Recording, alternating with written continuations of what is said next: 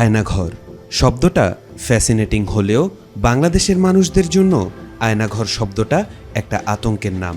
কারণ হাসিনার শাসনামলে যারাই হাসিনা বিরোধী কর্মকাণ্ডে যুক্ত হতো তাদেরকে আয়নাঘরে গুম করে রাখা হতো বছরের পর বছর। সেই আয়নাঘরে গুম করে রাখা ব্যক্তিদের বিভিন্ন পন্থায় টর্চার করা হতো বলে জানা যায়। লোহার চেয়ারে বসিয়ে ইলেকট্রিক শক দেওয়ার পদ্ধতিটা সবচেয়ে বেশি আলোচনায় আসে। এই সেই প্রতীকী আয়নাঘর। স্বৈরাচার ফ্যাসিস্টের দীর্ঘ 16 বছরের শাসন আমলে বহু মানুষকে গুম করে এনে রাখা হতো আয়নাঘরে। সাইমুমের 4 দিনব্যাপী কালচারাল ফেস্টে এই আয়নাঘর তারা প্রতীক একটা আয়নাঘর বানিয়েছে। আমি যখন এই রুমে প্রবেশ করছিলাম তখন আমার নিজেরই গরমে এই রুমে থাকতে অস্বস্তি হচ্ছিল। আমার জানা নেই যারাদেরকে গুম করা হতো তারা দীর্ঘ সময় কিভাবে এই আয়নাঘরে অবস্থান করত। 2009 সাল থেকে 2017 সাল পর্যন্ত বাংলাদেশ সরকারের প্রত্যক্ষ বা পরোক্ষ মদদে নিখোঁজ হন 402 জন মানুষ। এ তথ্যটি প্রকাশ করে ঢাকা ভিত্তিক মানবাধিকার সংগঠন অধিকার।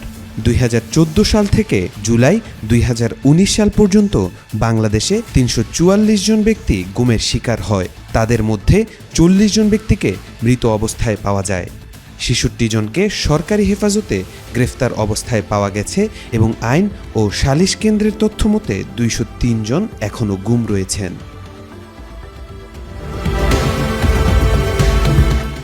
আয়নাঘরে রাখা অনেকেই দিনের পর দিন অত্যাচার সহ্য করতে না পেরে মারা যায়। তারপর লাশ সরিয়ে দেওয়া হয়। যাদের গ্রেফতার করা হয় তাদের খাতা কলমে কোনো তথ্য রাখা হয় না। আর যারা হাসিনার আস্থাভাজন ছিলেন তারাই আয়নাঘরের দায়িত্ব পেতেন। আয়নাঘরের বন্দীদের সঙ্গে তাদের পরিবারের সদস্যদের দেখা করা বা যোগাযোগের কোনো আইন ছিল না। এই যে প্রতীকী আয়নাঘরটা আপনারা দেখে মাত্র বের হলেন, আপনাদের কাছে এটা কেমন লেগেছে বা কি মনে হয়েছে? শেখ হাসিনা গত 16টা বছর এদেশের হাজার হাজার মানুষকে আয়নাঘরে বন্দি করেছে। তাদের পরিবার পরিজন বছরের পর বছর তাদের কোনো সন্ধান পায় নাই এবং সরকারের পক্ষ থেকে কখনো স্বীকারও করা হয়নি যে মানুষগুলোকে তারা যে গুম করে আয়নাঘরে রেখেছে। কিন্তু 2024 সালের হাজার হাজার ছাত্র জনতার জীবনের বিনিময়ে যখন গণ অভ্যুত্থান সংগঠিত হয়েছে, এরপর আমরা দেখতে পারি যে একের পর এক আয়নাঘর উন্মোচিত হয়েছে। তো সাধারণ মানুষকে আমাদের অনাগত প্রজন্মকে বোঝানোর জন্য সাইমুম শিল্পী গোষ্ঠীর উদ্যোগে আজকে এখানে প্রতীকী আয়নাঘর তৈরি করা হয়েছে। কিন্তু বাস্তব চিত্রে আমরা আয়নাঘর থেকে ফিরে আসা ব্যারিস্টার আরমান এবং আজমি থেকে আমরা যেটা শুনতে পাই, আয়নাঘরের ভয়াবহতা একজন মানুষ শুনলে আটকে ওঠার মতো। একজন শত্রুকে আয়নাঘরে দেওয়ার জন্য কখনো আর ভাববে না।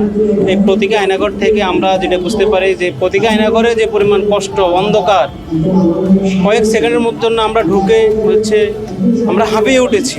মনে হচ্ছে যে পৃথিবীর সাথে আমার সম্পর্ক ছিন্ন হয়ে গিয়েছে। তো বাস্তবিকভাবে আয়নাঘরগুলো আরও অনেক বেশি ভয়ঙ্কর ছিল। আমরা সবাই যদি ঐক্যবদ্ধ থাকি, আমরা চাইবো বাংলাদেশে আর কখনোই আয়নাঘরের সংস্কৃতি যাতে ফিরে না আসে। সাইমুম শিল্পী গোষ্ঠীর উদ্যোগে 4 দিনব্যাপী কালচারাল ফেস্টেও রয়েছে একটি আয়নাঘর। এটা সত্যিকারের আয়নাঘর নয়, প্রতীকী আয়নাঘর। হাসিনার আয়নাঘরের আদতে বানানো।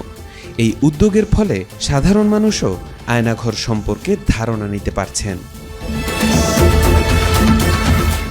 তাওফিকুল ইসলাম, আজকাল।